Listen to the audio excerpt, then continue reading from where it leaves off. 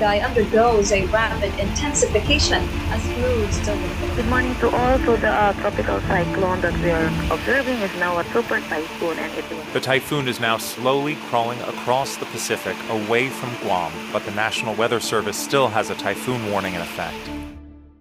I am Senior Airman Alejandro Mauro Flores from the 374th Civil Engineer Squadron, and I am an emergency manager. So the difference between a hurricane and a typhoon is really wherever it happens in the world. So a typhoon is what we call a cyclone that happens here in Japan in the Northwest Pacific.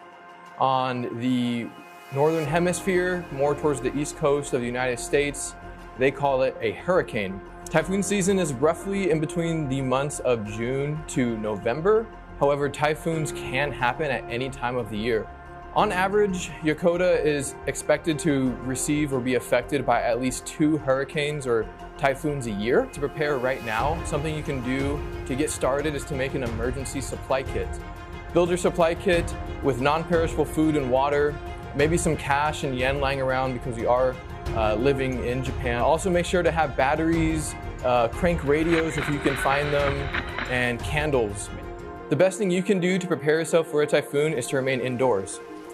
It's also best if you can pull in any loose items from your patio or your balcony, just because those winds do exceed up to 72 miles per hour and beyond that. You may need to evacuate if instructed so by the base.